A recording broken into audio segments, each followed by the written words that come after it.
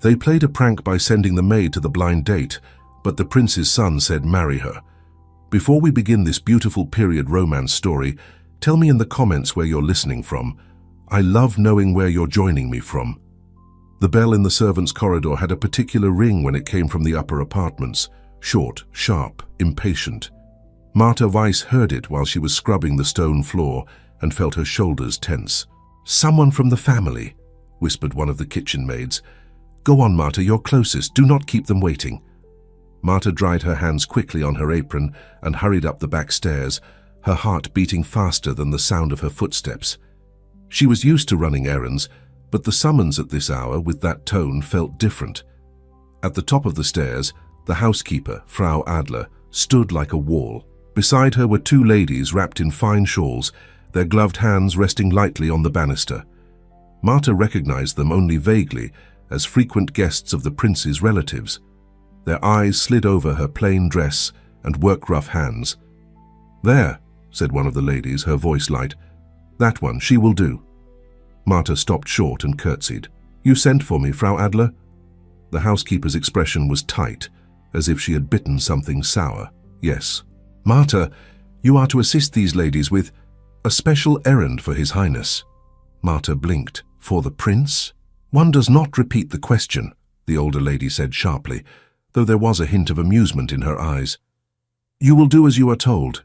Have you a better dress?" Marta felt her cheeks warm. "Only my Sunday dress, my lady." "It is simple. That will suffice," the other lady said. "We require modesty, not splendor. Go and put it on." "We have little time." Marta looked from them to Frau Adler. "May I ask what I am to do?" "No," Frau Adler cut in. "You will do as requested. Wear your Sunday dress, comb your hair, and wash properly. Hands, face. They need you to look presentable, presentable." The word felt strange in her direction. Marta curtsied again, murmured a yes, and slipped back down the stairs, her mind racing. An errand for the prince? Why her? There were maids more experienced, maids with smoother hands and smoother words. In the tiny room she shared with another girl, she opened the trunk at the foot of her narrow bed and carefully lifted out her Sunday dress. It was plain grey, with a high collar and worn cuffs, but it was clean and whole. She changed quickly, fingers fumbling on the buttons. She tried to smooth her hair into a neat knot, wishing for a mirror larger than the little piece of glass hanging by a string. Her roommate peeked in and gasped. "Are you going upstairs like that? What have you done?" "Nothing," Marta said. "They said an errand for His Highness." The other girl's eyes widened. "For the prince? Truly? Marta, what did you break?" "Nothing," Marta repeated, though doubt crept in. "At least I think I broke nothing." She went back up. The two ladies surveyed her as if she were a piece of furniture. "Gloves," one of them said. "She needs gloves." Frau Adler produced a pair from somewhere. They were too large and a little frayed, but to Marta they looked grand. She slipped them on, feeling her fingers swim inside. "Listen carefully," the older lady said. "You are to go with us to the city. We will take you to a restaurant. You will sit and behave yourself politely. You will not speak unless spoken to. You will remember that you are representing the household." Marta swallowed. "Why me, my lady? I do not understand." The lady's lips curved in a smile that did not reach her eyes. "Because you were chosen. Is that not enough?" They did not give her time to ask more. She was guided through side doors and down to a waiting carriage where the coat of arms of Altenburg shone on the panel. Marta hesitated on the threshold. "I should not," she whispered. "I am only a maid." "Today," the younger lady said. "You are doing a service. Get in." Marta climbed into the carriage. The city road was bumpy, and with each turn, her anxiety grew. She pressed her gloved hands together, trying to guess what task awaited her. Her stomach twisted with each word she dared to imagine. Serving, delivering, apologizing on someone's behalf. "Do I say, 'Your Highness'? If I see the prince?" she asked softly. The ladies exchanged a quick glance. "If you see him," one said, "you will curtsy and be silent. Leave the speaking to those who know how." They reached the city, and the carriage slowed. Outside, the streets were busy with people, but Marta barely saw them. They stopped in front of a restaurant with tall windows. Through the glass, She saw white tablecloths and flickering lamps. Her breath caught. She had never entered such a place. The older lady touched her arm. "Walk in. A table is reserved. A gentleman waits. You will go to him and sit down when he indicates. Do not tremble so. You look as if you are being sent to execution." "A gentleman," Marta repeated faintly. "Yes, a gentleman." The lady's smile sharpened. "Remember what I said. Behave politely. Watch what he does and imitate. That is all." They helped her down from the carriage and then, to her surprise, remained outside. "You are not coming with me?" Marta asked. "No," the younger lady said. "It would ruin the effect. Go along. He is expecting someone." The door opened under the hand of a doorman in a dark coat. Marta stepped inside, her heart hammering. The room smelled of coffee and roasted meat, but she noticed only the many eyes that lifted to her. Ladies in fine dresses, gentlemen in tailored coats. She wished she could turn and flee, but the carriage behind her was already pulling away. "Can I help you, Fräulein?" a waiter asked, his tone polite but puzzled. "There is a reservation," she managed. "For His Highness." The waiter's eyes flickered to her dress, then to the doorway, as if he expected a grand lady to appear behind her. When none did, he hesitated, then nodded. "This way." At a table near the window sat a man with dark hair, his posture straight, his eyes on the street beyond the glass. Beside him, on a chair raised by a cushion, sat a small boy swinging his legs. The man's coat was severe and well made. His face was not young, not old, but marked by something that looked like permanent restraint. "Your Highness," the waiter murmured, bending slightly, "your guest has arrived." The man turned his head. His gaze met Marta's, and for a moment time stopped. "This cannot be for me," she thought. "They have made a mistake." His eyes swept over her simple dress, her uncertain stance, the gloves that did not fit. For an instant, something like confusion crossed his face. Then his expression cooled, becoming distant and controlled. "Good afternoon," he said, his voice even. "Fräulein." Marta curtsied so fast she almost lost her balance. "Your Highness, forgive me. They said I was to come." He did not invite her to sit. He did not smile. His gaze flicked past her, perhaps searching for another figure, another woman in silk, and behind her, in the far corner of the restaurant, a group of familiar noblemen had gathered at two tables pushed together. Their laughter, soft and contained, rose and fell like the hum of bees. Marta felt their eyes on her back. She realized, slowly, horribly, what this was. They had sent her in place of someone else. Someone who was meant to meet the prince. Someone of their world, not a servant. Her throat closed. "Your Highness, I think there has been some misunderstanding. I should not be here." The man's jaw tightened. "Indeed," he said quietly, "there has." He stood, pressing his palms briefly on the table, as if to steady himself. The boy beside him looked from his father to Marta, with clear blue eyes. "Papa." "Who is she?" the child asked. The prince did not answer at once. His gaze lifted past Marta, toward the far corner where the nobles sat. One of them quickly looked down at his glass, failing to hide a smirk. Johann von Altenburg, Marta realized. She had seen him before, only from a distance, on days when he passed through the courtyard, always with a careful distance between himself and the world. Now he was 3 steps away, and his displeasure was like a cold wind. He turned back to her. "Fräulein, may I ask your name?" "Marta. Marta Weiss, Your Highness. And your position at the castle?" I am a maid, Your Highness, in the lower staff." His eyes narrowed. "Of course you are," he murmured, more to himself than to her. The waiter hovered nearby, unsure whether to withdraw or offer a chair. The restaurant's conversations had softened. People were watching. "I will have a word with those who sent you," Johann said. "You may return to the castle. This has gone far enough." He reached for his son's coat, clearly intending to end this absurd scene. Marta's cheeks burned. She wished the floor would open under her. Humiliation pressed against her chest so hard she could barely breathe. "I am sorry, Your Highness," she whispered. "I did not know. They only told me to come. I would never—" "I know," he interrupted, not unkindly, but with a tightness that made her flinch. "This is not on you, Fräulein Weiss." The boy had been watching Marta with a kind of quiet intensity. He slid down from his chair and walked around the table, his boots soft on the floor. Marta stepped back instinctively, but he kept coming until he was right in front of her. Up close, she saw his hair, fair and slightly unruly, and his small, serious face. He raised his hand and took hers, clumsy fingers closing around her gloved ones. Marta froze. "Little sir," she murmured. "You should not—" He looked up at her, then turned his face to his father. His voice was clear, ringing in the near silence. "Father," he said, "marry her." The words sliced through the room like a blade made of light. At the far tables, someone choked on a laugh and turned it into a cough. A lady's fan snapped shut. The waiter's jaw dropped a little before he caught himself. Johann stared at his son, speechless. Color rose in his cheeks, not from embarrassment alone, but from something rawer, deeper. He looked at Marta, at their joined hands, at the boy's small fingers curled around hers, as if he had been holding that hand for years. "Lucas," Johann said, his voice low, "you cannot say such things." "Why?" the boy asked, perfectly calm. "I like her.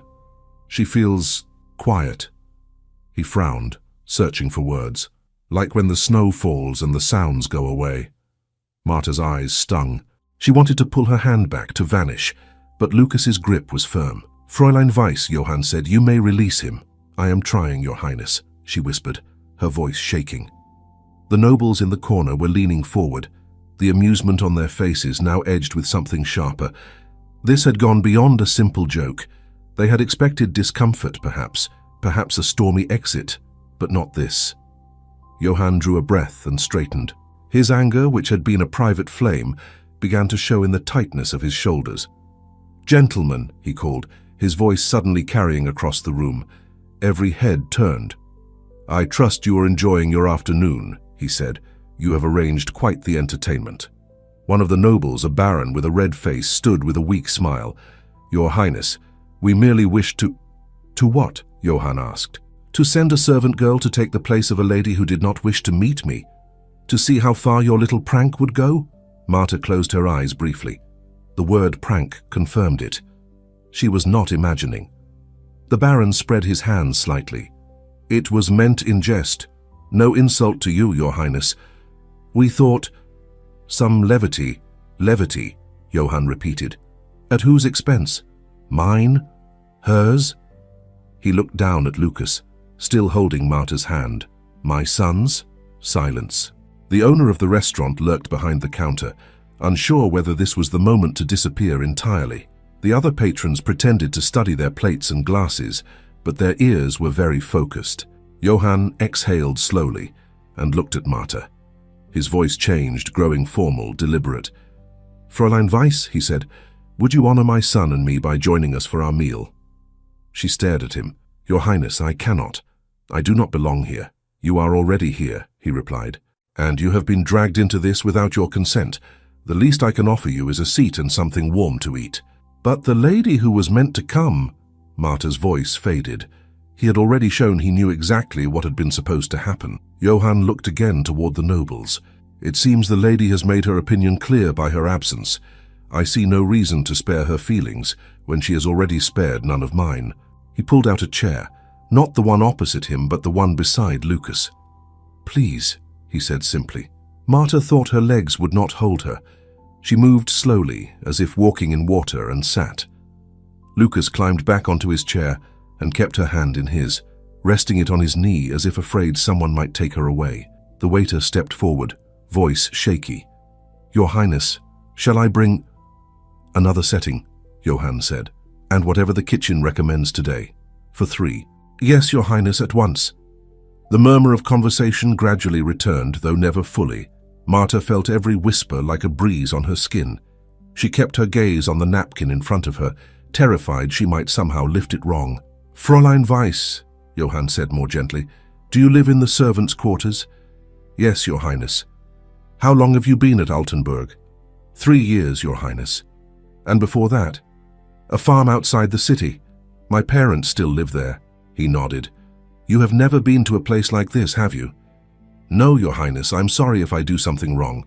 If anyone does something wrong today, it will not be you," he said quietly.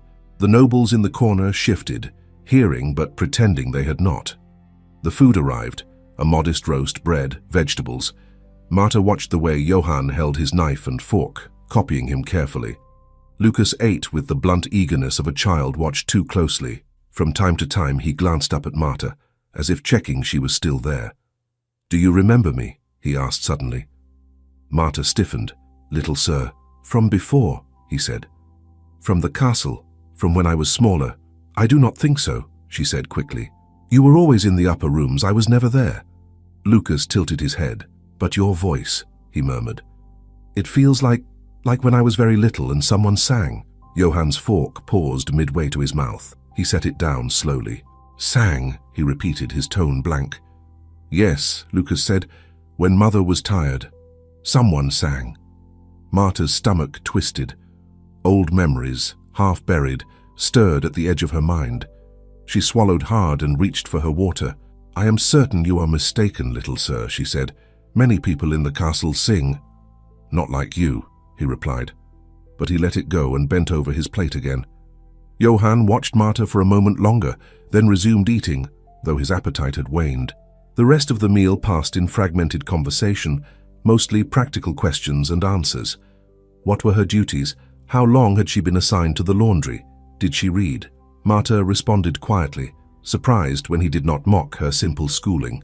When they finished, Johann signaled for the bill, but the restaurant owner hurried over, insisting there was no charge, murmuring something about honor. Johann did not argue.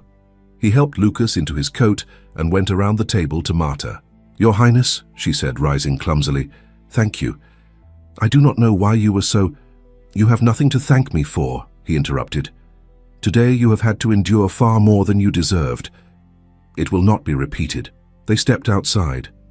The air was cooler, the sky a pale afternoon color over the roofs. The nobleman who had helped deliver her earlier was nowhere to be seen. Their carriage, however, waited near the curb. "Come," Johann said. "We shall take you back to the castle."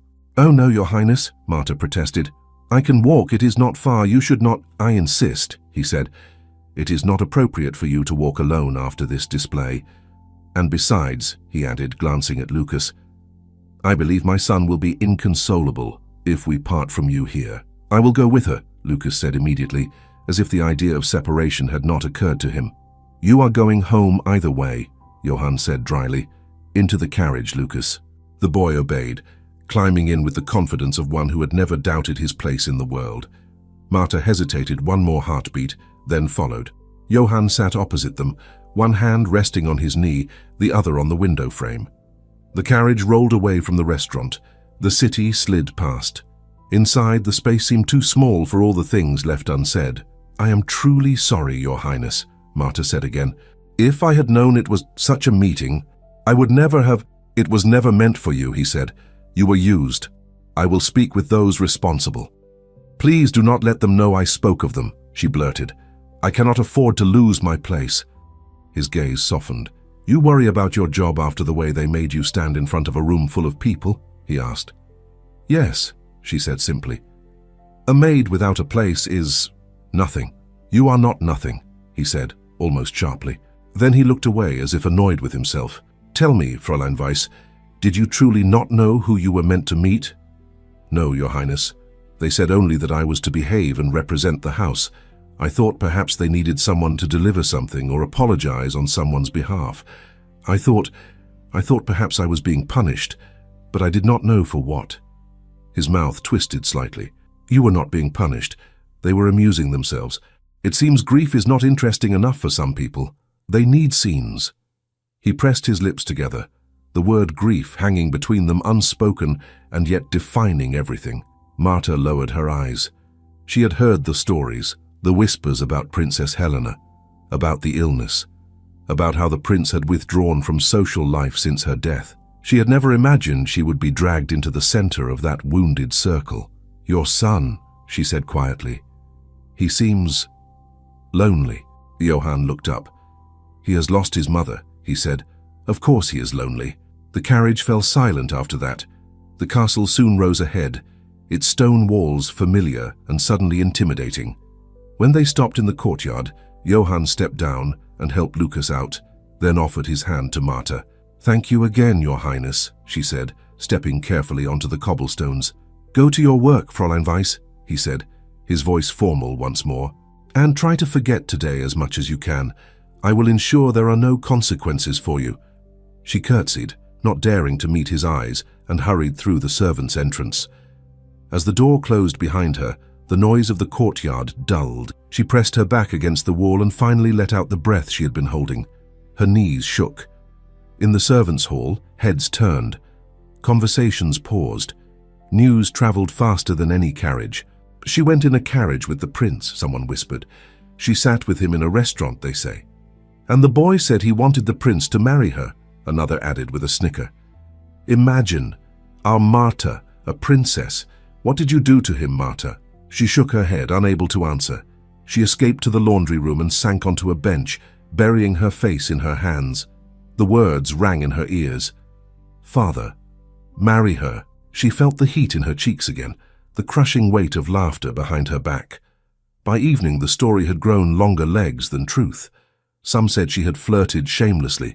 Others said she had sat there mute as a rock while the prince tried to make conversation. A few kinder souls said nothing at all. Marta climbed the stairs to her little room, her limbs heavy. Her roommate bombarded her with questions, but Marta could barely respond. "I will be dismissed," she whispered at last, staring at her folded apron on the chair. "Tomorrow or the next day, they will say I embarrassed the house. Perhaps they will say I tricked him." Her roommate bit her lip.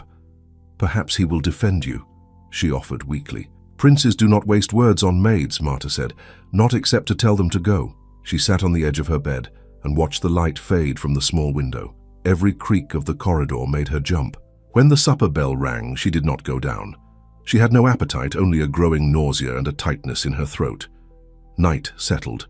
Her roommate fell asleep, breathing steadily. Marta lay awake, staring at the ceiling, listening to the distant sounds of the castle.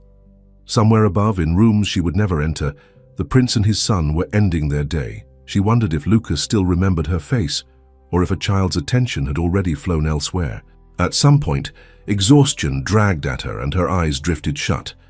She slept lightly, full of broken images, the restaurant's lamps, the noble's smiles, Lucas's small hand in hers.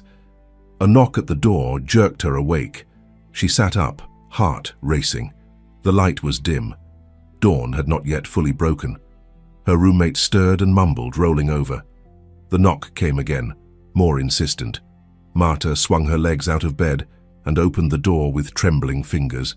The chief steward stood there, his posture stiff, his face unreadable in the shadowed corridor. "Fräulein Weiss," he said, his voice low and formal, "His Highness has requested that you present yourself in the prince's private study tomorrow morning." Marta hardly slept after the steward's visit.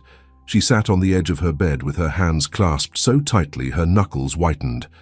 Her roommate finally woke, rubbed her eyes, and stared. "What did he want?" the girl whispered.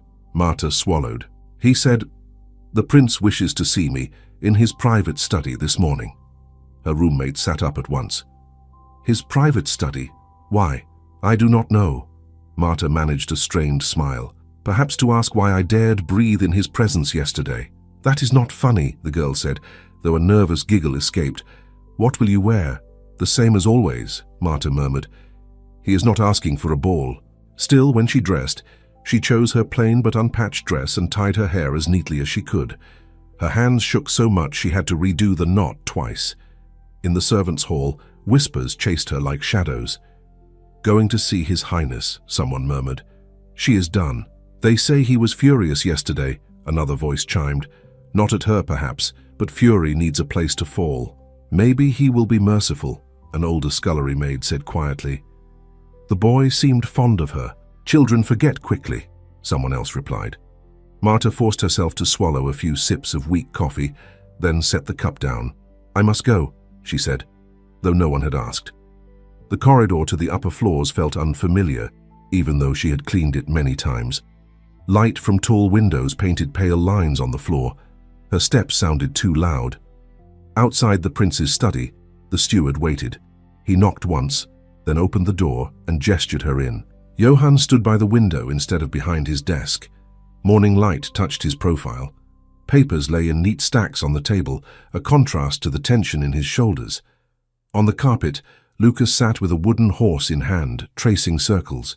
When the door closed behind her, Marta curtsied so low her head nearly touched the floor. "Your Highness," she whispered, "you sent for me." "Yes," Johann said. "Come closer, Fräulein Weiss." Her legs felt like wood, but she obeyed. She kept her gaze fixed on the carpet. "Look up," he said more gently. She did. His eyes were steady, not as cold as she had feared, yet guarded. "Do you know why you are here?" he asked. "I assume," she said, her voice rough, "that I am to be dismissed, Your Highness. I would only ask if I might receive a small paper to show future employers that I was not dismissed for theft, or something worse." Lucas's head jerked up. "Dismissed?" he exclaimed. "No." Johann's gaze flicked to his son, then back to Marta. "Who told you that you would be dismissed?" "No one," she admitted. "It is only reasonable." "Is it?" His eyebrow lifted. "Because my relatives made a spectacle of you, I should now punish you as well?" She hesitated. "You are the prince, Your Highness. People expect someone to carry the blame when there is talk. Do you feel you are to blame?" he asked. "Yes," she said without thinking. "Someone should have known better. I should have known better." Johann shook his head slightly. "Tell me again from the beginning. Who told you to go to the restaurant? Use their names." She swallowed. Her eyes darted toward the closed door, as if those ladies might materialize out of the wood. "Frau Adler summoned me," she said. "Two ladies were with her. Lady Charlotte von Breiner and Lady Elise von Kardel, I think. They told me I was to assist with an errand, to represent the house. They did not say it was a meeting. They did not say—" Her voice faded. "They did not say that you were to stand in for a noblewoman," Johann finished. "No, Your Highness." He walked to his desk, picked up a paper, then set it down again without reading it. "Did you agree willingly?" "I tried to refuse," she said softly. "I said I was only a maid. They insisted. I did not dare disobey." Lucas had come closer without her noticing. He now tugged at her skirt. "You did nothing wrong," he said. "I wanted you to stay. I said so." "Hush," Johann murmured, though there was no real reprimand in it. Marta dared a glance at the boy. "I am grateful for your kindness, young master," she said, "but I do not wish to cause trouble for you or your father." "Too late," Johann said dryly. "The trouble was caused long before we reached the restaurant." He leaned back against the edge of his desk, arms crossed. "The gentleman who arranged yesterday's amusement," he said, "seem to believe that my life is their theatre. They forget I am not obliged to applaud." Marta did not know what to say. "So," Johann continued, "you were ordered, not asked. You had no idea what awaited you, and yet you now stand here ready to accept dismissal so that others may feel their joke has no consequences." "If my leaving can calm things," she began. "No," he said, firmness cutting through her words. "I will not make you the scapegoat for their cruelty." She stared at him. "Then why am I here, Your Highness?" "To decide what comes next," he replied. "For you and for my son." Lucas, as if summoned by the mention of his name, stepped closer and slipped his hand into Marta's again. It seemed to be becoming a habit. Johann watched the gesture with a complicated expression. "Lucas," he said, "what did you say yesterday at the restaurant?" The boy blinked. "Many things." "The one that made everyone go silent," Johann said. Lucas frowned, then his face brightened with memory. "I said you should marry her." Marta's cheeks flamed. "Young master, please. And why did you say that?" Johann asked calmly.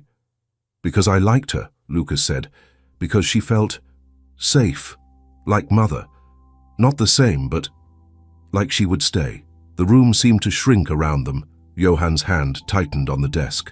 "Had you ever seen her before yesterday?" he asked. Lucas hesitated. "I am not sure," he said slowly. "Sometimes I think, when I was small, there was a voice like hers, in Mother's room, when it was dark." Marta's breath caught. Images flashed in her mind. Dim lamps, soft cries, a frail woman on a bed, a tiny bundle in her arms, a quiet song hummed to calm a restless baby, while the world outside the door held its breath. She pushed the memory away. It did not belong in this room. "It must be another voice you are remembering," she said quickly. "I have never been in the princess's chambers, young master." Johann watched her closely, as if weighing the truth of every word. For a moment, silence stretched. Then he straightened. "Regardless," he said, "what I cannot ignore is that my son has not been so calm in public in months as he was yesterday with your hand in his." "It was only for a moment," she whispered. "A moment I have not seen in a long time," he replied. "Lucas has had difficulty among strangers since his mother died. Yesterday he sat through a meal in a crowded room without a single protest. That is not nothing." Lucas squeezed her fingers. "I liked when you talked to me about the spoons," he said. Marta blinked. "The spoons? You said they were lined like little soldiers," he reminded her. "Standing straight." She let out a fragile laugh. "I was trying to think of anything to keep you from being bored, young master." "It worked," he said. Johann rubbed his temple lightly. "The situation is this," he said. "I have relatives and courtiers who want you gone, to cover their own folly. I have a son who, for reasons I do not yet understand, is unusually at ease with you. I have a household that thrives on gossip, and I have my own conscience. Somewhere between these I must choose." Marta waited. Her heart beat so loud she was sure they could hear it. "At present," Johann said slowly, "I find myself less inclined to indulge the wishes of my relatives than to attend to my son's needs." He looked at Lucas. "Do you wish Marta to stay?" "Yes," Lucas said without hesitation. "Would you like her to spend time with you during the day?" Johann continued. "To read to you, to walk with you in the garden?" "Yes," Lucas said again, "every day." "You see?" Johann looked at Marta. "He is quite clear." She stared at them, unable to follow. "Fräulein Weiss," Johann said, "I am not dismissing you. On the contrary, I am changing your assignment." "Changing?" she echoed. "As of today," he said, "you are relieved of your duties in the lower staff. You will report instead to the nursery. Your primary responsibility will be to my son. You will be his daily companion. His nurse will remain, but you will assist. You will not be required to serve in public rooms unless I specifically request it." Marta felt the floor tilt. "His companion," she repeated. "Your Highness, I cannot. I am not trained. I am no governess, no nurse of noble children." "You are a woman with a steady nature," Johann said. "You did not faint yesterday, though you had reason. My son has chosen you. That is recommendation enough for now. But the others," she faltered, "they will think I have sought this, that I wanted rank. Let them think what they like," he said sharply. "I will issue the order myself. No one will be confused as to whose decision it is." Tears sprang to her eyes unbidden. "Your Highness," she said, "I do not deserve such consideration." "I am not doing this for your sake alone," he said. "Do not mistake me for more generous than I am. I am doing it for my son. But I will not pretend I am unaware of the position this puts you in. You will be above some and below many. It will be uncomfortable. I am familiar with discomfort," she murmured. He almost smiled. Only almost. "Then we are agreed," he said. "You will move your things to the smaller room near the nursery. The steward will arrange it. Your wages will be adjusted. You will be given appropriate clothing for your new duties. You will answer directly to the head nurse and to me." Marta opened her mouth, closed it, then said, "Why are you doing this truly, Your Highness?"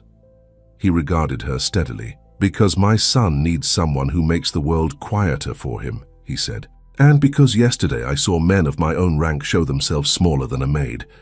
I have no wish to reward them by sending you away." Her vision blurred. She dropped into another curtsy, deeper than the first. "I will do my best," she whispered. "I expect nothing less," he said. Lucas clapped his hands suddenly. "She is staying," he said, delighted. "Marta is staying." She looked down at him. His joy seemed too large, too bright, for what she felt able to bear, but she forced a smile for his sake. The steward appeared at the door in response to a bell Johann rang. "Inform Frau Adler," Johann said, "that Fräulein Marta Weiss is transferred to the nursery as of today. She is not to be assigned kitchen or laundry duties unless I say so. Have a room prepared for her beside the nursery." The steward blinked, surprised, but bowed. "At once, Your Highness." When Marta left the study, she did so in a daze. The corridor outside felt like another world, one she did not yet know how to walk in. In the servants' hall, all conversations stopped as she entered. "Well," someone demanded, "are you dismissed?" "No," Marta said slowly. "I am being moved to the nursery." "To the nursery?" her roommate gaped. "To the little prince?" "She will be his companion," the steward announced, passing through with a folded paper. "By order of His Highness." Murmurs erupted. "Companion," one maid whispered. "Listen to that. From scrubbing floors to holding the prince's hand." "She must have bewitched him," another said in a low voice. "Oh, please," someone else replied. "She would not know how to bewitch anyone. She looks like she might faint from her own shadow." "It is always the quiet ones," a footman muttered. "They slip into rooms and hearts without a sound." "Respect yourselves," the older scullery maid snapped. "The prince gave the order himself. Do you wish to be heard questioning him?" The room hushed a little, though the looks they cast at Marta were sharp. Frau Adler appeared, her jaw set. "Come with me, Marta," she said briskly. "We must move your things. His Highness wants you near the nursery." Marta followed her up the stairs. The housekeeper walked fast, as if annoyed with every step. "I did not ask for this," Marta said softly. "People rarely ask for storms," Frau Adler replied. "They come all the same." They reached a narrow corridor near the nurseries. A small room opened off it, with a bed, a chair, and a chest. "This was used by the princess's maid once," Frau Adler said. "You will not complain of it." "I would not dare," Marta said. The idea of sleeping so near the rooms where Helena had lived and died made her tense. By mid-morning, her few possessions were moved. She stood in the doorway of the nursery with her hands folded and tried to look as if she belonged. The head nurse, Frau Keller, greeted her with a cautious nod. "I am told you are to be placed with us," Frau Keller said. "You are to assist with His Highness's son. You will follow my instructions. You will not contradict me before the child." "Of course," Marta said. "I will do exactly as you say." Frau Keller studied her face. "The boy seems taken with you," she said. "I do not pretend to understand why. But if it keeps him from fits of temper, we will make use of it." "Fits of temper," Marta repeated. "Grief," Frau Keller said simply. "Children do not have the words for it, so it comes out in other ways. You will see." The door to the inner room burst open, and Lucas appeared, hair slightly tousled. "Marta," he cried, delighted. "You are here." "Yes," she said, surprised by his enthusiasm. "I am here." "Come, come," he said, grabbing her hand. "You promised to read to me yesterday. You said another day you would tell me about the prince who lost his horse." "I did?" she asked, searching her memory. "You said there was such a story," he insisted. "You were thinking of it. Then I must find it in my thoughts," she said. "Sit, and I will try." Frau Keller watched as Marta took a picture book and settled on a low chair. Lucas sat at her feet, leaning against her knees. As she began to read, her voice soft and clear, the boy stilled. The usual restlessness that had marked his mornings seemed to drain away. "He listens to you," Frau Keller murmured, half to herself. "That is the idea," came another voice from the doorway. Johann stood there, leaning lightly on the frame. He had changed into a darker coat, but his expression was less shadowed than it had been. Frau Keller curtsied. Marta rose awkwardly, but he gestured for her to sit. "Continue," he said. "Do not interrupt his story on my account." Marta hesitated, then obeyed. She read of a prince who had lost his horse in a snowstorm and found his way home by following a small bird. The words were simple, the pictures vivid. Lucas watched the page, but seemed more interested in the sound of her voice. When the story ended, he sighed with satisfaction. "Again," he said. "Perhaps later," Johann suggested. "You must let Marta breathe." Lucas smiled at his father, then at Marta, content. Johann stepped into the room, his gaze resting briefly on Marta's face. "You are settling in." "I am trying, Your Highness," she said. "Good." He turned to Frau Keller. "If you notice any difficulty with this arrangement, inform me directly." "Yes, Your Highness," the nurse said. After he left, the nursery felt strangely altered, as if his presence had shifted the air. The days that followed took on a new shape. Marta woke in her small room near the nursery, dressed and spent most of her hours with Lucas. She walked with him in the garden paths, keeping to the quieter corners. She read him stories. She listened when he spoke of his mother in broken bits, and she was careful not to press when he fell silent. Other servants watched them from a distance, some with curiosity, others with envy or disdain. At meals in the servants' hall, the whispers did not stop. "She eats near the nursery now, did you hear? She walks in the gardens at the boy's side with no basket in her hand at all. Her time will come," someone said darkly. "No one climbs so quickly without falling." "Unless she has the prince's favor," another added. "Then she will not fall alone, she will pull half of us down." "I do not see the prince," the older scullery maid retorted. "I see a widower with a child in need, and a girl with kind eyes. Leave them alone." For all the talk, no one dared insult Martha directly in front of Johann or Frau Keller. But in small ways the hostility showed. A basin left unfilled, a dress sent to be mended with a note that it was too fine for fingers that once scrubbed floors. Martha tried to accept these stings as the price of her new place. One afternoon, late in the week, a small party arrived at the castle. A cousin of the prince and his wife, accompanied by an older woman with keen eyes and a face lined more by observation than by age. The household stirred. Visitors meant more work, more vigilance. In the nursery, Lucas insisted on staying near Martha as preparations buzzed around them. "I do not like them," he announced, though he had not yet seen the guests. "When people come, everyone talks in low voices, and no one listens to me. Today will be different," she said. "You and I will stay here unless your father calls us." "Will you read to me?" he asked. "Yes." She chose another book. As she read, footsteps approached in the corridor.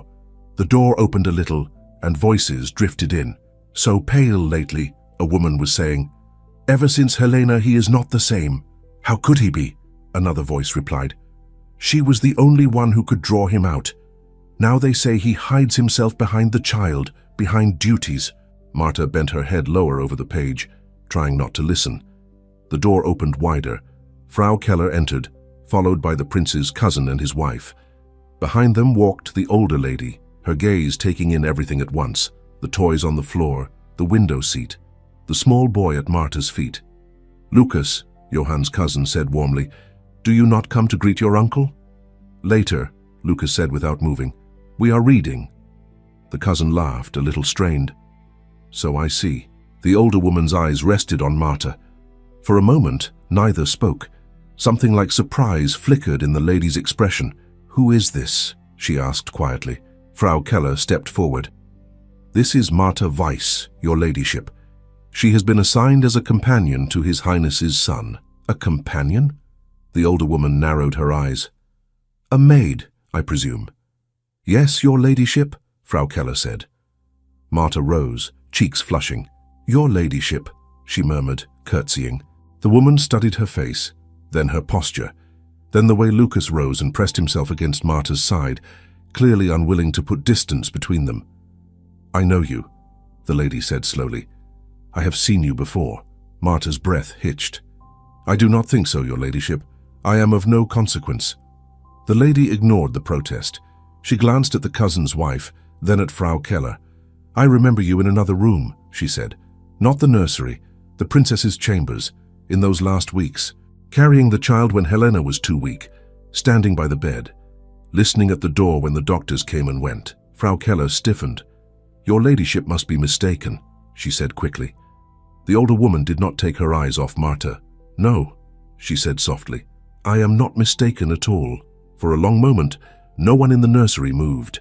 Martha felt Lucas press closer to her side, his fingers clutching the fabric of her skirt. The older lady's gaze stayed fixed on her face, sharp and searching. "I do not think so, your ladyship," Martha said, her voice small. "I have never been of such importance." "That is precisely why I remember you," the lady replied. "The quiet ones are easier to notice. You were always by the door, never in the way, but always listening. Helena trusted you." "I remember." Frau Keller cleared her throat. "Lady Amalia, the princess had many maids. Perhaps—" "No," Lady Amalia said. "This girl held the child. I saw it more than once. Helena was so tired she could barely lift her head. She would hand the baby to this one and say, 'Sing, Martha. He sleeps for you.' Martha's knees felt weak. She wished the floor would open." Lucas looked up. "You were there," he whispered to her. "In Mother's room. I only brought water," Martha said quickly, though the lie tasted bitter. "Many hands came and went." Lady Amalia tilted her head. "Are you deny it?" I do not recall, your ladyship," Martha stammered. It was long ago. I was new to the house. I was dismissed from that service very quickly." "Dismissed?" the cousin's wife repeated softly. "Oh." Frau Keller stepped in front of Marta a little, as if to shield her. "The prince will wish to hear of this," she said stiffly. "He will," Lady Amalia agreed, "and so will others." She turned and left the room without another word. The cousin and his wife hesitated, exchanged an uneasy glance, then followed. When the door shut, the silence felt heavier than their presence had. Lucas tugged at Marta's hand. "Why did you lie?" he asked quietly. "You were there. I remember your voice." Marta sank onto the chair. I did not lie entirely," she said. "I did go in and out. It was not my place to be important." "Importance has nothing to do with memory," Frau Keller said. "Lady Amalia does not forget faces easily." The nurse's eyes were not unkind, but they were worried. "Frau Keller," Marta whispered, "do you think I will be sent away?" "I think," Frau Keller said slowly, "that people will talk. And when people talk in houses like this, someone is always asked to leave, so the rest may feel innocent." Lucas's eyes filled. "You cannot go," he said. "I will not let you." "Hush," Marta murmured, stroking his hair. "Nothing has happened yet, but something had, and they all knew it." That evening, Johann received his cousin, the cousin's wife, and Lady Amalia in his study. He stood by the fireplace, hands clasped behind his back, while they settled into chairs with the stiffness of people who brought unwelcome matters. "You wished to speak with me," Johann said. "About what?" "About the child," the cousin said. "And his new companion." Johann's jaw tightened. "Marta Weiss, yes?" Lady Amalia folded her hands. "She is not entirely new, Johann." He glanced at her. "Explain." "I remember her from Helena's chambers," Lady Amalia said. "In those last weeks she was frequently present. As a second maid, perhaps, but present. She held Lucas in her arms. She sang to him. Helena spoke to her with kindness." He stared at her, stunned. "You are certain?" "Yes. I rarely forget where I have seen a face. I do not say this with malice. But I find it remarkable that the same girl now sits in the nursery as if nothing has passed." The cousin's wife leaned forward. "Johann, you must see how this looks. A maid who was present in your wife's final days, quietly dismissed afterward, now suddenly brought back into the inner circle. People will talk. They already are." "What exactly are they saying?" Johann asked coldly. "That Helena died too soon," the cousin said reluctantly. "That perhaps, and there was confusion, mistakes, that some of the servants in those rooms were not equal to the moment." "A maid is easy to blame," Lady Amalia added. "Harder to question the physicians or God, but the whispers are there. And now you place that same maid beside the child. The connection will not go unnoticed." Johann's hands clenched. "Are you implying that Marta had any part in Helena's death?" "I am saying what others will imply," his cousin replied. "We cannot control their tongues, but we can remove reasons for gossip." Lady Amalia sighed. "Johann, I liked Helena. I like you. I have no desire to wound you, but your son is the future of this house. To surround him with people whose names are tangled with rumor is unwise." "She was a girl, carrying water," Johann said tightly. "Nothing more." "Then why was she dismissed from those rooms?" the cousin's wife asked softly. "People say she made an error, a delay, that the doctors wanted one thing and she brought another." "People say many things," Johann snapped. "None of them stood there with her." He paced a step, then turned back. "Have you asked my son whether he feels safe with her?" he demanded. "Have you watched him sleep more peacefully since she came? Or does his comfort mean nothing beside your precious gossip?" The cousin held up his hands. "Of course it matters. We only ask you to consider the wider consequences. You have duties beyond the nursery, Johann. A future, marriage to arrange, alliances. Imagine how this will look to a potential bride's family, a maid at the center of your private life, with whispers clinging to her name." "You would have me throw her out to make myself more presentable?" Johann asked. "To protect your son's position," the cousin said quietly, "and to protect Helena's memory from fresh scandal." Lady Amalia leaned forward. "Johann, if the girl is innocent, she will find work elsewhere. If she is not, do you truly wish her near the child? Think not only of sentiment, think of prudence." The words slid under his guard. Helena's memory, Lucas's safety, his own duty, all of them pulled in different directions. He exhaled slowly. "I will speak to her," he said at last. "My decision will be mine, not the court's." Lady Amalia nodded. "That is all we can ask." When they left, Johann stood alone in the study, staring at nothing. The past he had tried to lock away had come back in the shape of a maid's pale face. He sent for Marta. She entered with her usual low curtsy, hands clenched. "You asked for me, Your Highness." "Yes." His voice was calm, but she felt something coiled beneath it. "Close the door, please." She did, her heart pounding. He gestured to a chair. "Sit." "I prefer to stand, Your Highness," she said. "As you wish." He remained behind his desk, watching her. "I have had a visit from Lady Amalia," he said. "She remembers you from Helena's rooms." Marta's throat went dry. "Your Highness, do not deny it," he cut in, not harsh but firm. "I would rather hear the truth from you than from others." She gripped her skirt. "I was called to help when extra hands were needed," she said at last. "I carried linens, water. Sometimes I was asked to sit with the baby when the princess was too weak. It was nothing, Your Highness." "Nothing?" he repeated. "How you held my son in your arms." "Only because there was no one else at that moment," she whispered.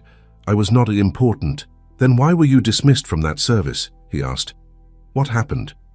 She stared at the floor. The room seemed to shrink around her. "There was a night," she said slowly. "The doctors came and went. The princess was in pain. Someone sent me to fetch a bottle from the cabinet. I fumbled.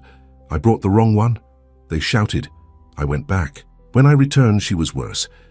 They said I had lost time. They needed to blame someone. I was convenient." Johann's chest tightened. "Do you believe you caused her death?" "I believe," she said, voice shaking, "that if I had been faster, perhaps the doctor would have had what he needed sooner. Perhaps it would have changed nothing. Perhaps, I do not know. But after that, I was told I was too clumsy for such rooms. I was sent away. I accepted it. I thought it was my punishment." He took a few steps, then stopped. "Why did you never speak of this?" he asked. "To whom should I have spoken, Your Highness?" she said. "No one would have believed me. A maid who says she did not mean harm is still a maid who made a mistake. And you think you alone were responsible for a chain of events that involved physicians and fate," he said quietly. Tears burned behind her eyes. "I think that I was there. That is enough." He looked at her for a long moment. Something eased in his face, some old tension shifting. "Helena's illness was long and cruel," he said. "Do you truly believe that a few moments with a bottle decided everything?" "I do not know what to believe," she whispered. He rubbed his forehead. "Whether you erred or not, you were a frightened girl doing as you were told. Others should have guided you. It was easier to send you away than to admit that they too were helpless." She did not answer. She did not trust her voice. "I need you to understand something," he said. "I do not see you as the cause of Helena's death." The words struck her harder than any rebuke. She looked up, startled. "You do not," she breathed. "No," he said. "I see you as a piece of a night that none of us could control. I see my own absence from those rooms as more damning than your confusion. You were there. I was not. You were not allowed," she protested. "I did not insist enough," he replied. "Do not take all the blame. It does not belong to you." She let out a tremulous breath. Some of the weight she had carried for years shifted a fraction, though it did not fall entirely. "But others do not see it that way," he went on. "They remember only the rumor of a maid dismissed. And now they see you near my son. They will not rest until they have spoken enough to satisfy their unease." "Will you send me away, Your Highness?" she asked quietly. He hesitated. Duty and instinct warred in his gaze. "I should say no," he admitted. "I should say I will protect you, keep you where my son finds peace. That is what I want. But I do not rule alone. My decisions ripple outward. There are alliances, expectations, a future to consider. And there is Helena's name. I do not wish it dragged through more mud." "I understand," she whispered. "Do you?" he asked. "Yes," she said. "I knew this place was borrowed. I did not expect to stay. If my leaving can quiet some voices, then it is just." "Just," he repeated. "There is nothing just about it." "Your Highness," she said softly, I would rather you think kindly of me from afar than resent me near." He closed his eyes briefly. When he opened them, they were resolute, but sad. "I will not cast you out with nothing," he said. "You will receive generous wages, a written reference. You may go where you choose. If you wish, I will see that you have work in another house, where no one knows your name." She nodded, swallowing hard. "Thank you, Your Highness." "Do not thank me for this," he said. "I failed you. You protected me when others laughed," she replied. "You gave me days with your son that I will remember all my life. That is not failure." He looked away. "You will leave quietly," he said. "No scenes, no farewells in public. I will tell Lucas something. I do not yet know what." At that, her composure nearly broke. "Please, Your Highness," she whispered, "tell him only that I had to go. Do not say I did not care." "He would never believe that," Johann said softly. "And neither do I." He rang the bell. When the steward appeared, his face lined with discomfort, Johann's voice hardened again. "Arrange for Fräulein Weiss to depart within 2 days," he said. "Her wages for the year will be paid out. She is to be given a letter of reference under my seal. This is my decision, not hers. She is not at fault. See that this is understood." The steward bowed. "Yes, Your Highness." Marta curtsied one last time.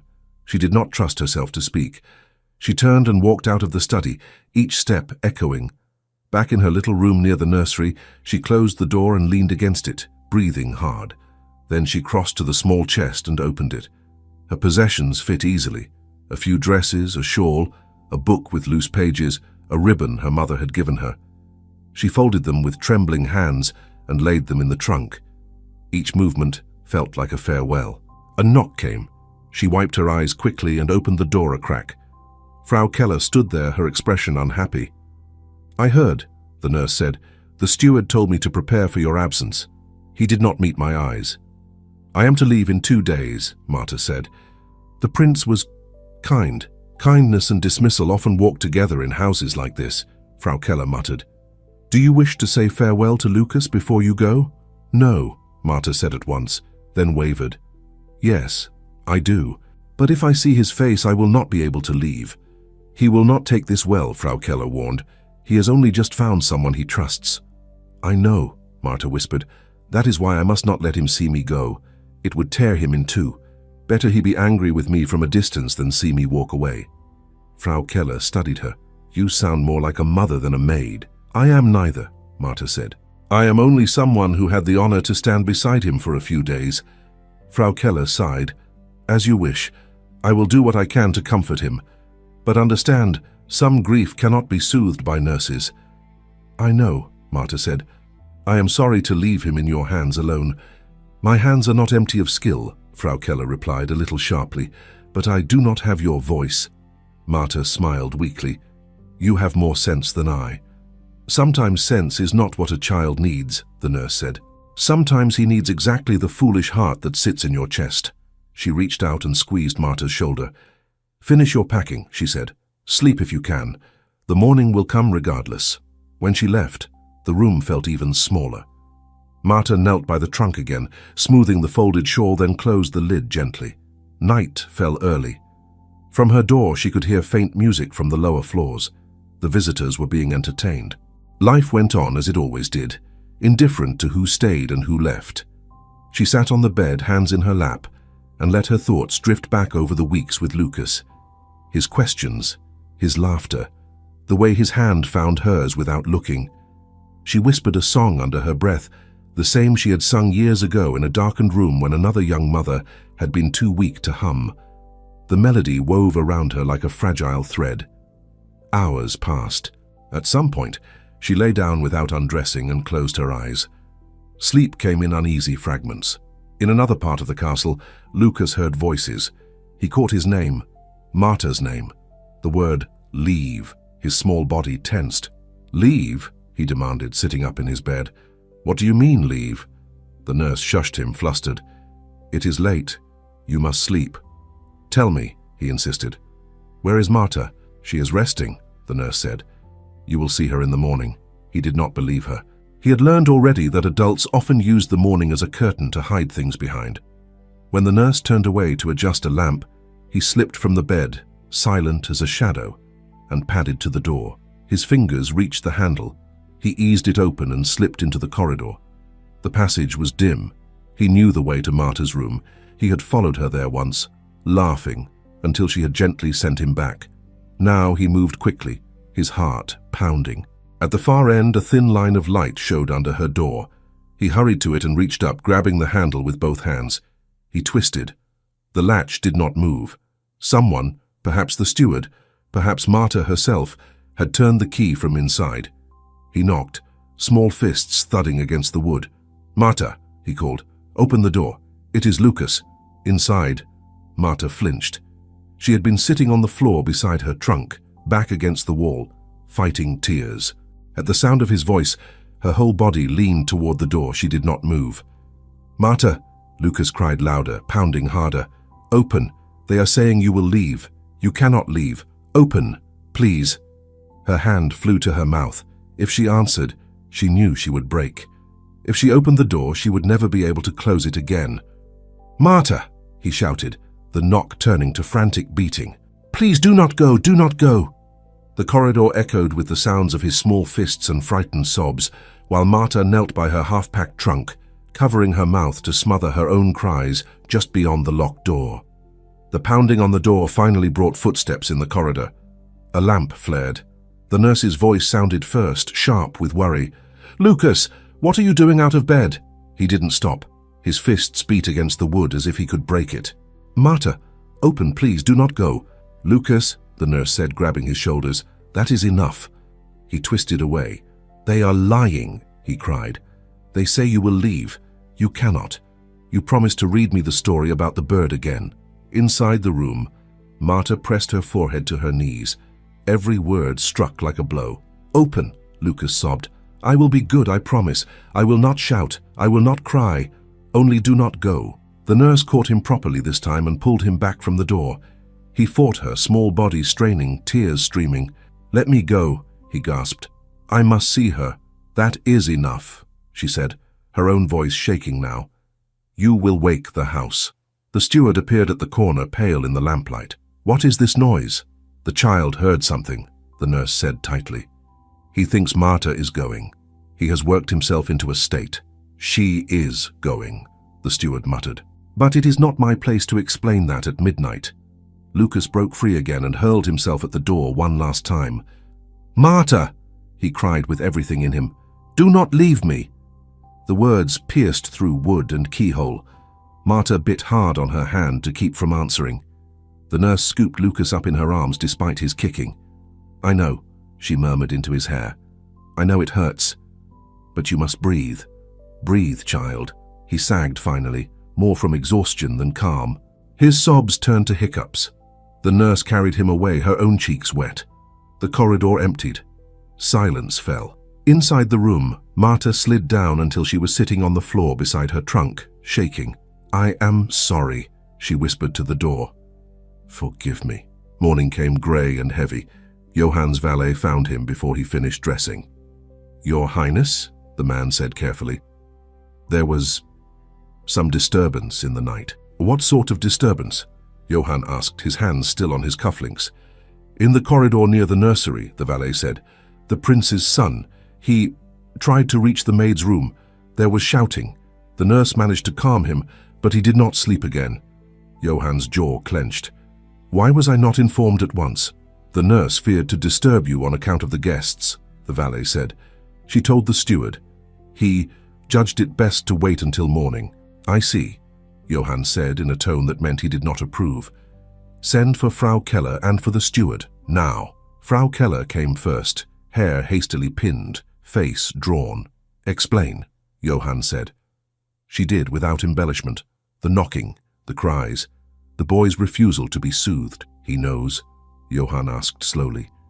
"He knows she is leaving?" "He heard only fragments," Frau Keller said. "Children hear enough. He guessed the rest." "And this morning?" Johann asked. Frau Keller hesitated. "He is feverish," she said. "Slightly, from exhaustion, I think. His pulse is fast. He keeps asking where she is." Johann's hand tightened around the back of his chair. "Has she seen him?" he asked. "No, Your Highness," Frau Keller said. She shut herself in her room. She thinks it kinder. Kinder, he repeated. To vanish overnight? She is trying not to tear him more, Frau Keller said quietly. It is not easy either way. He stared at the window for a moment, seeing nothing. Have her come here, he said suddenly. Frau Keller shook her head. She has already packed half her trunk, she said, and your Highness has made your decision known. If you call her back only to wound her again. He was silent. You share the weight, Frau Keller added gently. But he carries it with no understanding of why. That is the worst part. The steward arrived, looking uncomfortable. You should have woken me, Johann told him. Next time, you will wake me. Yes, your Highness, the steward said quickly. Johann dismissed them both. Alone he paced the length of the room, each step heavier than the last. He saw Lucas, small fists beating on the door. He heard his own voice from days ago, telling Marta she was not to blame. And then his later words, sending her away to appease those who were. What am I doing? He muttered to himself. He went straight to the nursery. Lucas lay on the bed, cheeks flushed, eyes bright with fever. When he saw Johann, he pushed himself up. Where is she? He demanded. Where is Marta? They say she will go. That she must go. You will not let her, will you? Johann sat on the edge of the bed. The nurse hovered at a distance. Lucas, he said quietly. Sometimes people must leave even when we do not wish it. Why? Lucas cried. What did she do? Nothing, Johann said, the word harsh in his throat. She did nothing. Then why? Lucas insisted, eyes blazing. You are the prince. You can say no. Johann had no answer that would not poison the air with words like duty and scandal. Do you like her? Lucas whispered, voice suddenly small. Do you like her like you liked mother? Johann's breath caught. That is not a simple question, he said. I like her, Lucas said. When she is there, everything is less loud. When she is here, I can sleep. He pressed a fist to his chest. When she goes, it hurts here. It is like when mother went away. Do not make it happen again, please. Johann felt something twist inside him, something that had been twisted already for years. I thought sending her away would protect you, he said slowly. Protect us. I see now, it only hurts you more. He stood abruptly. Frau Keller, he said, keep him in bed. If his fever rises, send for the doctor. Tell him I have gone out. Out, your Highness? She asked, surprised. Yes, he said. There is someone I must speak to before I lose what is left of my courage. He did not change his coat. He went straight to the courtyard and ordered a carriage with 2 horses. Where to, your Highness? The coachman asked. Johann hesitated only a second. To the main road toward the town, he said. Find every small inn along the way. We will start with the one nearest the old Weiss farm. The coachman nodded. Yes, your Highness. The carriage rattled out of the gates. Johann sat forward, fingers gripping his knees, every turn of the wheels echoing his impatience. On the outskirts of the town, the first inn stood with its crooked sign and low roof. The carriage drew up in a flurry of snow-dusted air. Johann stepped down before the coachman could offer a hand. He went straight inside. The common room was small, with a few tables and a counter. The smell of bread and smoke hung in the air. The innkeeper looked up, startled, then nearly dropped his cloth. Your Highness, he stammered, bowing. What an unexpected honor. I am looking for one of my former maids, Johann said. Marta Weiss. Has she taken a room here? The man nodded quickly. Yes, your Highness, arrived at dawn, she did. Poor thing looked worn through. She has not yet gone out again. Where is she? Johann asked. Up the stairs. Second door on the right, the innkeeper said. Shall I call her down? No, Johann replied. I will go up. The stairs creaked under his weight. At the second door on the right, he paused only a moment before knocking. Marta, he called. It is Johann von Altenburg. Inside, she startled so violently that the comb in her hand fell to the floor. She had been sitting on the edge of the narrow bed, hair loose for the first time in years. She hesitated, then rose and opened the door a crack. When she saw him, she froze, fingers still on the handle. Your Highness, she said, breathless. Why are you here? He looked at her, at the trunk in the corner, the small bed, the undone braid over her shoulder. I came, he said, to ask you a question I should have asked before I let you walk out of the castle. She swallowed. If it is about Helena, it is about you, he interrupted, and about my son, and about me. She stepped back to let him in. He closed the door behind him and stood in the cramped space with a strange awkwardness, as if he were too large for it. I thought you would be glad to be rid of me, she said with a faint, shaky smile. You have enough burdens. I have just discovered I am very bad at being rid of you, he said dryly. Sit, please, or I will wear a hole in your floor walking. She sat on the bed. He remained standing, then thought better of it and sat on the lone chair. I spoke with Lucas this morning, he began. He is feverish. He is also very angry with me. She winced. I did not intend. You did nothing but leave as I told you, he said. The hurt is mine. I am the one who said you must go. She looked down at her hands. You had reason. They spoke of me as if I had brought misfortune on your house. And you believed them, he said quietly. Her fingers twisted in her skirt. I believed I was a weight you did not need to carry, Your Highness. He leaned forward. Marta, look at me. She did, reluctantly. When Helena was ill, he said, I was kept away from her room more often than I care to remember. They said the doctors needed space. They said she needed quiet. They said seeing me in such torment would weaken her.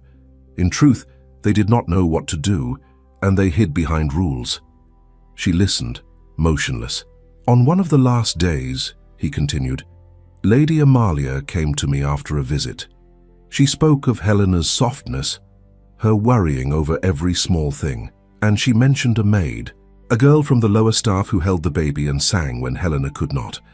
She said Helena had smiled and said, at least he will always remember a gentle voice, even if it is not mine. Marta's eyes widened. She said that? She whispered. Yes, he said. At the time I barely heard the words. I was too consumed with my own fear. Only now, when Lady Amalia spoke your name, did the memory return fully. She pressed a hand to her mouth. I never knew. She spoke to me only in small ways, thanking me for water or for lifting the child. I did not think she remembered me at all. She remembered, Johann said, and what she remembered was not clumsiness or delay. It was your voice. A tear slid down Marta's cheek. She brushed it away quickly. You do not know everything about that night, she said hoarsely. May I tell you now? Yes, he said. I want to hear it. Every part. She drew a breath. The doctors were arguing, she began. One said this medicine, another said that. They shouted over the bed as if she were not there. One sent me for a bottle. Another stopped me and said no, the other one. I was halfway to the cabinet when a third voice told me to fetch hot water instead. I did not know who to obey. She stared at the floor, seeing another room. I chose the water first, she said, then the bottle. When I brought it, the doctor snatched it and said I was slow. Helena was struggling to breathe. I wanted to disappear. I thought if I had been quicker, if I had chosen the bottle first, if... Her voice broke. They sent me out and did not call me back, she whispered. Later, a senior maid told me the physicians had said there had been confusion because of me, that I was too inexperienced, that I had wasted precious minutes. No one asked what orders I had heard. They only needed someone to point to, so they pointed at me. Johann listened, his face very still. And you accepted it, he said, without protest. What good would protest have done, she asked. The princess was gone, the doctors left. They did not wish to admit their own uncertainty. The house needed a story. I became the story, he exhaled slowly. If there was confusion, it was theirs, not yours. They were the ones trained. You were a girl being pulled 3 ways at once. A few minutes one way or another could not have stood between Helena and death. Her body was already failing.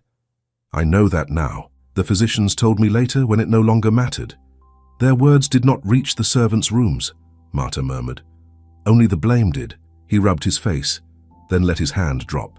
I cannot change those years, he said. I cannot change that you carried shame that should not have been yours, but I can refuse to let that injustice rule the rest of your life. She gave a small, bitter laugh. How, Your Highness? By sending me away with kinder words? I did that yesterday, he said. And the result was my son beating his fists bloody on your door. I am done trying to please a world that cannot be pleased. She stared at him. What are you saying? He took a breath, as if standing at the edge of a cliff of his own. I am saying, he said slowly, that I left the castle this morning not as a prince settling a servant's future, but as a man who realized he cannot bear to lose the woman who has, without knowing it, kept what remained of his family from breaking apart completely. Her mouth parted. "Your Highness, let me finish," he said gently. "Since Helena died, I have existed, not lived. I have done my duty, attended councils, signed papers, and gone to bed each night in rooms that echoed. I allowed others to decide what would be best for me. Yesterday, for the first time in a long while, I made a choice I knew to be wrong the moment I spoke it. I chose fear of scandal over the peace of my own child." He looked at her steadily. "When I saw Lucas this morning," he said, "I understood something simple and terrible. If I let you go, I will be teaching my son that the world always wins over his heart. That love, comfort, trust, all of it must bow to gossip. I cannot do that to him, or to myself." Her eyes shone. "You speak of love, Your Highness," she whispered. "Do you mean—" "I mean," he said, "that somewhere between the first time you walked into that restaurant in the wrong dress and the afternoons I watched you read to my son, I began to look for you without realizing it. I found excuses to pass by the nursery. I listened for your voice in the garden. I felt less alone when you were near." He smiled faintly. "I am not a boy, Marta. I do not mistake gratitude for love. I know the difference. And what I feel for you is not gratitude alone. It is something that makes me want to risk the displeasure of every noble in Bavaria if it means not watching another carriage take you away." She shook her head, almost in disbelief. "You cannot say such things," she whispered. "Not to me. I am no lady. I have no name to offer you. The court will tear us both apart." "The court is already tearing us apart," he said quietly. "It has done so from the moment it decided you were suitable to be mocked in public, but not to be cherished in private." He leaned forward, his voice low and earnest. "I left the castle this morning with a decision," he said. "If you still wish to go, I will not stop you. You will have my protection from afar. But if there is any part of you that wishes to stay, not as a servant hidden behind doors, but as my equal in the only way that matters to me, as my wife, then I ask you to hear me when I say this. Marta Weiss, will you marry me?" The room went very quiet. She stared at him, breath shallow. Her hands twisted in her skirt. "You do not mean that," she said at last, almost afraid to give the words shape. "You cannot. You speak from pity, from guilt." "No," he said firmly. "I speak from what I know. I have been pitied before. It feels nothing like this. Guilt drove me to send you away. Love brought me here to bring you back." She covered her face for a moment, fingers trembling. When she lowered her hands, tears ran freely down her cheeks. "Do you understand what you are asking?" she whispered. "If I say yes, there will be whispers that you have gone mad, that you betray Helena's memory, that you have dragged a servant into a place she does not belong. They will laugh at you as they tried to laugh at me." "Let them," he said. "I am tired of being a performance for other men's amusement. My life is not their diversion." "And if I cannot learn to walk in their world," she asked, "if I stumble, if I embarrass you at every step?" "You will stumble," he said, surprising her with his bluntness. "So will I. We will both make mistakes. But you already know how to stand up after falling. You have been doing it alone for years. I would prefer you do it beside me." She let out a shaky breath that turned into a laugh half choked with tears. "You speak as if this is simple," she said. "It is not simple," he replied. "It is just true." She looked at him, really looked, seeing the lines near his eyes, the tiredness, the hope he was barely allowing himself. "I am afraid," she admitted. "So am I," he said. "But I am more afraid of returning to that castle without you than of facing any of them with you at my side." She closed her eyes briefly. When she opened them, there was a quiet resolve there that had not been before. "If I say yes," she said softly, "I will carry with me not only my own past, but yours and Lucas's. I will do everything in my power not to fail either of you, but I cannot promise never to feel out of place." "I would be worried if you did," he said. "Even I feel out of place in my own court." A small, incredulous smile touched her mouth. "Then," she whispered, "yes." He stared. "Yes, yes," she repeated stronger. "If you truly wish to take a maid as your wife, knowing what that will cost you, then yes, Your Highness." I will marry you." He let out a breath that sounded almost like a laugh, almost like a sob. "Then do not call me Your Highness," he said, his voice rough. "Not when we are alone. Call me Johann." "Johann," she tried, the name unfamiliar on her tongue, intimate in a way that made her blush. He stood slowly, as if any sudden movement might shatter the moment, and held out his hand. "Come home with me," he said. "We have a child to comfort and a court to scandalize." She rose and placed her hand in his. It fit there as naturally as it had in Lucas's. "What will you tell them?" she asked. "The truth," he said simply. "That I have chosen a wife. That my son's heart knows better than their prejudice. That the maid they tried to use as a jest has become the lady of their future." "They will not like it," she said. "They will live," he replied. He picked up her trunk as if it weighed nothing. She reached out to take it. He shook his head. "You have carried enough alone," he said. "Allow me this." They went downstairs together. The innkeeper with his cloth gaped openly when he saw Marta at the prince's side, her hair hastily braided, her eyes bright from tears. "Settle her account," Johann told him. "Send the bill to the castle." Of course, Your Highness," the man stammered. Outside, the air was cold but clear. The carriage waited. Johann handed the trunk up, then helped Marta climb in. He followed, closing the door behind them. As the horses started forward, the town receded. Marta sat with her hands folded in her lap, feeling every jolt of the wheels as a reminder that this was real. Johann watched her for a moment. "Are you regretting it already?" he asked quietly. She shook her head. "I am wondering if I am dreaming," she said. "If I will wake on my narrow bed and find I imagined the carriage, and your words, and my own foolish courage." "If this is a dream," he said, "then we are having it together." She turned to the window. In the distance, beyond fields and bare trees, the castle rose on its hill. "There will be storms when we arrive," she said. "Let them come," he answered. "This time I will not ask you to weather them alone." The carriage rolled on toward Altenburg, carrying them back not to the life they had left, but to a new one they were about to claim. The carriage passed through the gates of Altenburg with a clatter of hooves and a rush of cold air. Marta's hands were tight on her skirt. From the window she saw the familiar courtyard, the stone walls, the servants hurrying about their work. Nothing had changed, yet everything had.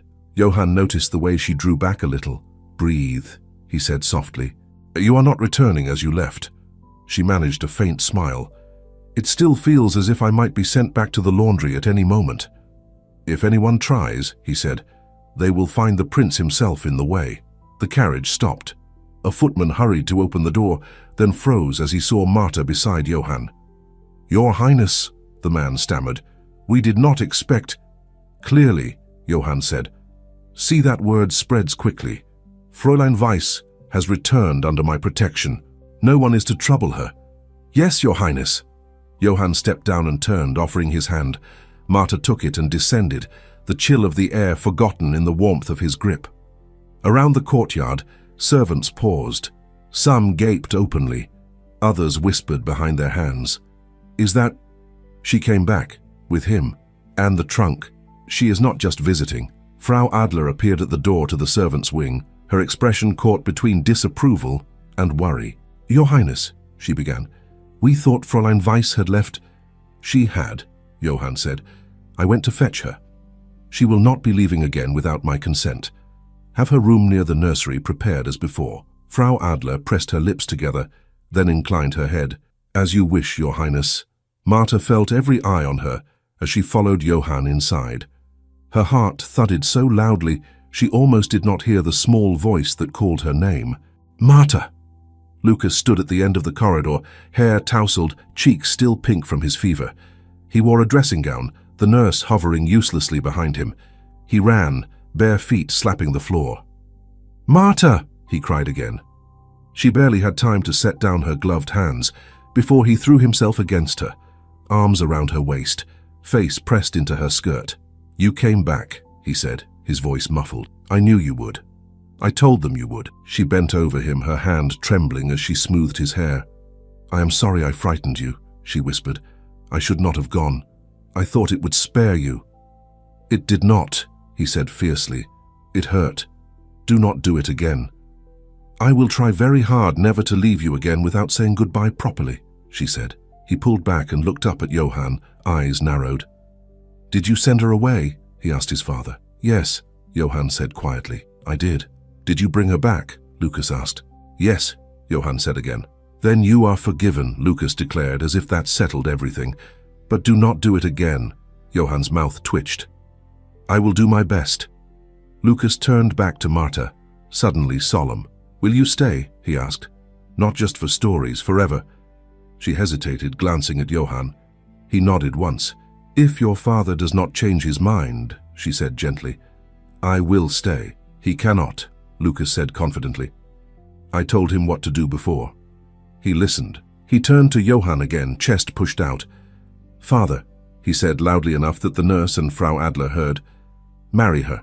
The words echoed down the corridor, so like the ones in the restaurant that Marta felt her knees weaken. Johann smiled, but his eyes were serious. "I intend to," he said. The nurse gasped. Frau Adler went pale. "You do?" Lucas breathed. "I do," Johann said. He placed a hand on his son's shoulder and another on Marta's. "If she still wishes it, and if you will be kind enough to share her with me." Lucas' face lit as if someone had lifted a curtain. "I said it first," he announced, triumphant. "In the restaurant. Everyone heard. Now they will see I was right." "You were," Johann said quietly. He looked at Marta. "I mean to tell the court this afternoon," he said. "No more secrets. No more corridors whispering guesses. Today," she whispered. "Yes," he said. "If I wait, I will hear 10 new reasons to be a coward. I have had enough of my own hesitation." She nodded slowly. "Then I will stand where you ask me to stand." "At my side," he replied. "Nowhere else." He turned to the nurse. "Frau Keller, keep him resting. His fever has not completely gone." "But I feel fine," Lucas protested. "You feel better because Marta is here," Johann said. "That does not mean your body is not tired. You will rest. Later, if things go as I hope, we will all celebrate. And you will need your strength." "For what?" Lucas demanded. "For seeing adults behave like sensible people for once," Johann said. "It will be a rare event." Marta had to press a hand to her mouth to hide a laugh. Johann left them there, with Lucas still clinging to her hand, and went to prepare the announcement that would either steady his house or shake it to its foundations. By mid-afternoon, the great hall was full. Nobles from near and far, relatives, advisors, the ladies who had thought the prank so amusing, Lady Amalia with her calm eyes, the cousin and his wife. The air hummed with expectation and unease. "What is this about?" one baron muttered. "He summons us all, unannounced." "Perhaps he has finally chosen a proper bride," another said. "It is high time." "I heard the maid returned with him this morning," Lady Elise whispered to Lady Charlotte. "I saw her in the corridor." "It will be dealt with," Lady Charlotte said. "He must see reason." At the front of the hall, a small dais stood with space for the prince and a few others. Johann stepped onto it with measured steps, wearing his formal coat, the seal of his house at his breast. He looked more like a ruler than he had in years. Beside him stood Lady Amalia at his request. Her presence sent a ripple through the hall. "Thank you for coming," Johann said, his voice carrying clearly. "I know it is unusual to summon you all at such short notice." Murmurs died down. "I have called you," he continued, "because it is time I addressed openly what many of you have preferred to discuss in corners and behind closed doors." He let his gaze move slowly across the room. "A few weeks ago," he said, "some among you proposed a meeting, a blind arrangement with a lady of rank, to remind me, I believe, that I am still alive and still expected to marry." A thin ripple of embarrassed laughter passed through the hall. "Instead of the lady," Johann went on, "a maid was sent in her place, without explanation, without preparation. She was made the object of a jest unworthy of this court and unworthy of Helena's memory." The laughter died at once. "The maid's name is Marta Weiss," Johann said. "She has served in this household for 3 years. She was not asked whether she wished to be part of your amusement. She was told to obey. She walked into that restaurant unaware that she was meant to be the punchline of your cleverness." Faces shifted. Some flushed. Eyes darted away. "I will not name all of you who took part," Johann said. "You know who you are. So do I. What matters more is what happened next." He glanced toward the side door. "Lucas," he called, voice softening but still clear. Would you come here, please? A collective intake of breath moved through the hall. The small door opened and Lucas appeared, hand in Marta's. Behind them walked Frau Keller. Marta wore a dress slightly finer than her usual plain ones, but still modest, her hair neatly arranged. She looked as if she wished the floor would open, yet she held her head steady. Murmurs swelled. Marta felt them on her skin like a rough breeze. Come, Johann said, holding out his hand. They crossed the hall. Lucas walked without hesitation. Marta followed, every step an act of will. At the foot of the dais, Lucas released her hand, climbed the 2 steps and took his father's. Marta, Johann said, join us. She hesitated, then mounted the steps slowly. Standing there under so many eyes, she felt as if her heart were beating in her throat. Johann turned back to the hall. In that restaurant, he said, my son walked up to this maid, took her hand, and, in front of the entire room, said to me, Father, marry her. Many of you have repeated the story with laughter. Some have repeated it with horror. Very few have asked why a child would say such a thing. Lady Charlotte shifted uncomfortably. Lady Elise looked at her feet. The cousins stared at Lucas with a tight jaw. I asked, Johann said. I asked my son. I listened. And then I watched. I watched how he slept when she sat near him, how he played, how he walked into a crowded room without fear for the first time since Helena died. I watched, and I began to wonder if his heart was seeing something my reason had refused to consider. He looked at Marta briefly. Her cheeks were flushed, but her gaze met his. There is another matter you have discussed behind my back, Johann continued. Marta's presence in Helena's chambers during her last weeks. Lady Amalia brought this to me. I thank her for speaking openly, instead of adding her voice to the whispering. Lady Amalia inclined her head, unflustered.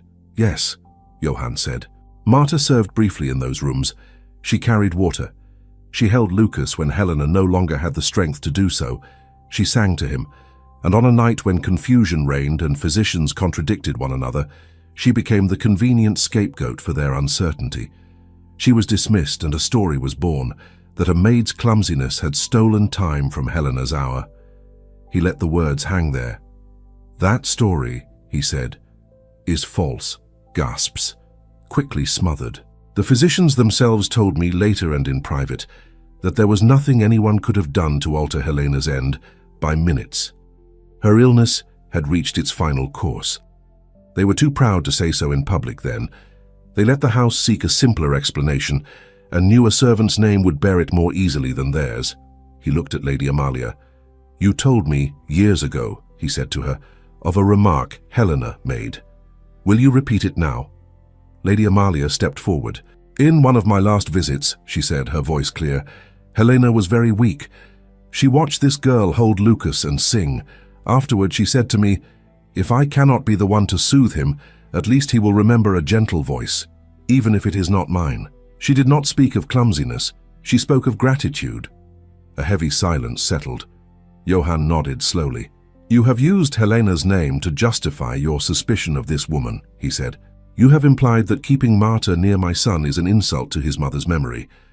I tell you now as plainly as I can, it is not. It is, in a strange way, an answer to Helena's own hope, that her child would know gentleness, even if it came from another. Marta's eyes filled.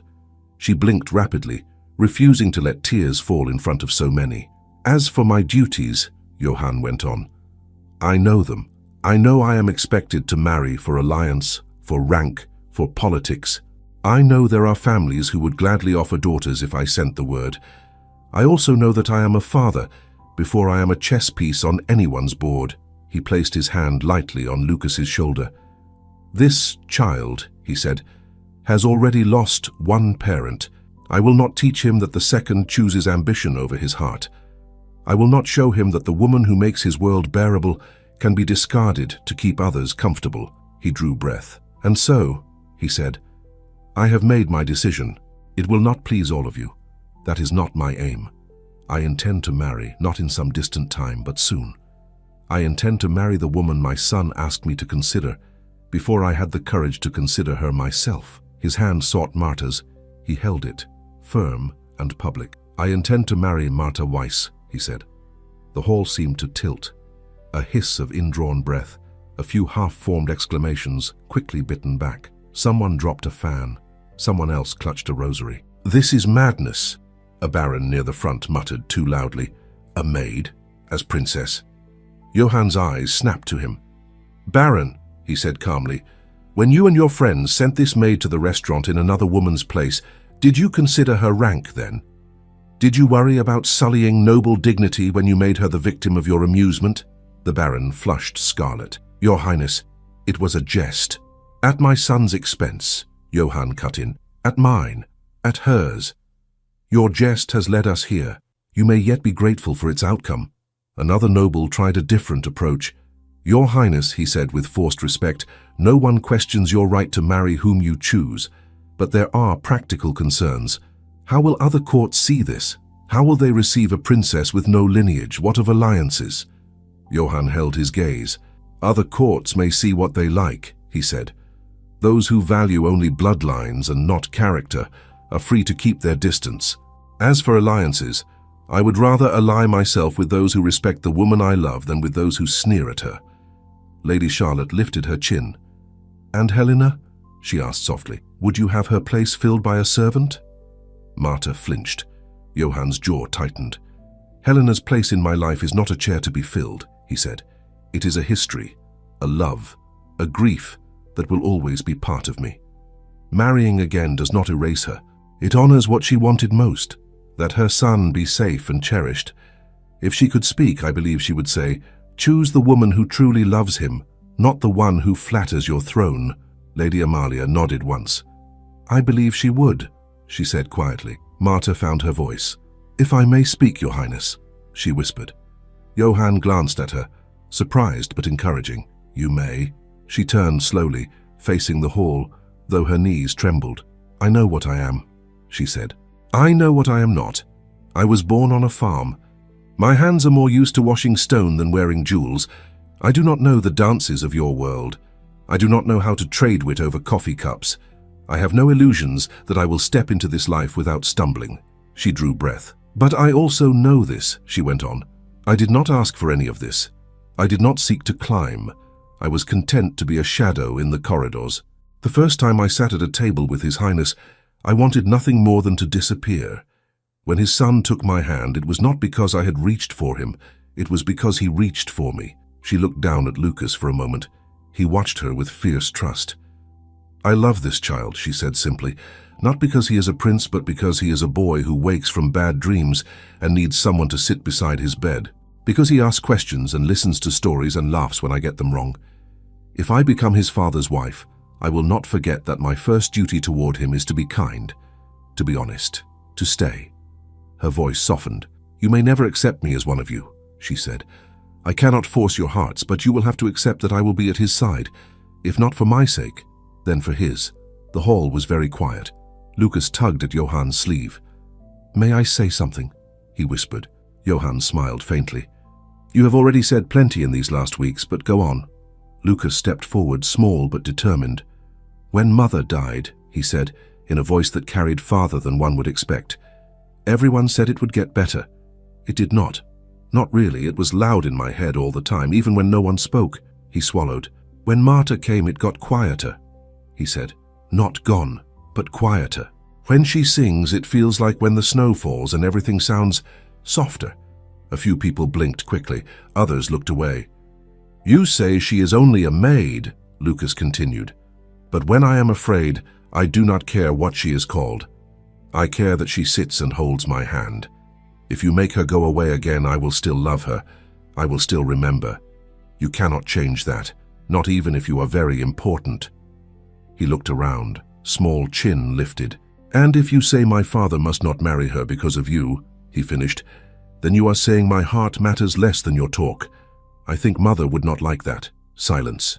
Deep, heavy, undeniable.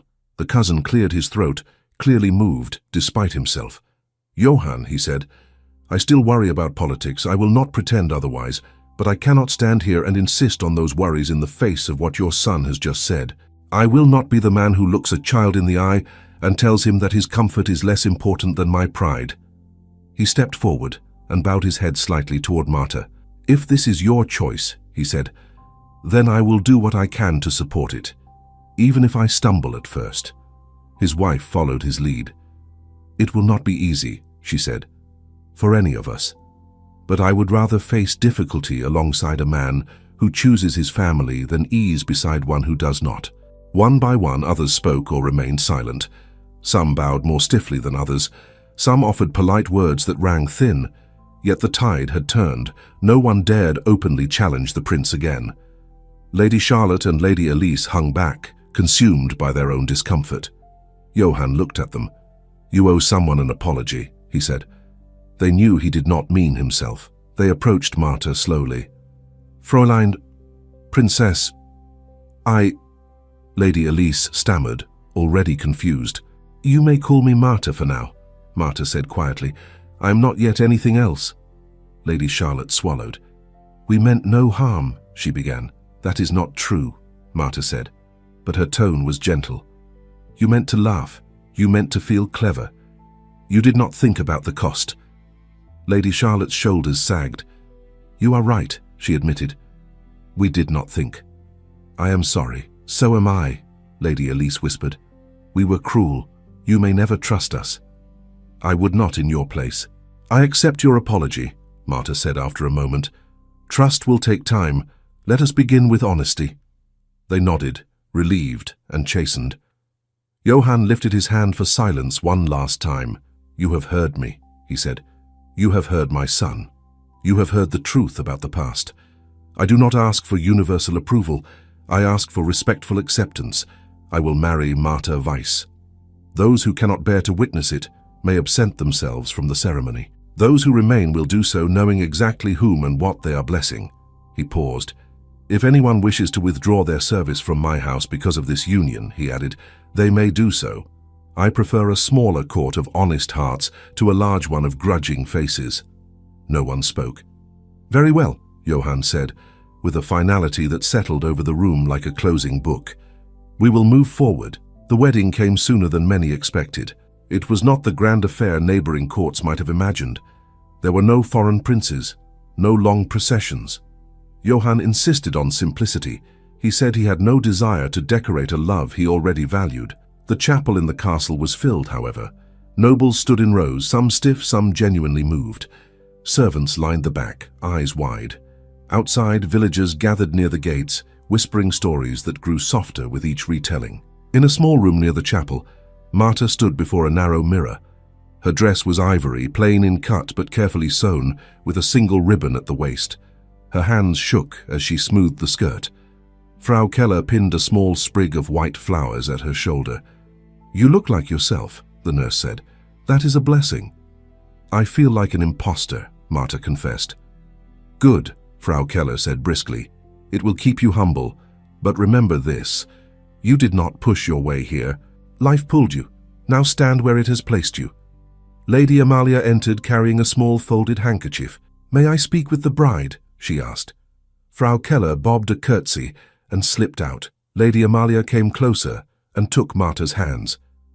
"I have something for you," she said. "It is not much, but I think Helena would have wanted you to have it." She unfolded the handkerchief. Inside lay a simple silver cross on a thin chain. "She wore this in her youth," Lady Amalia said. "Later it stayed in a drawer.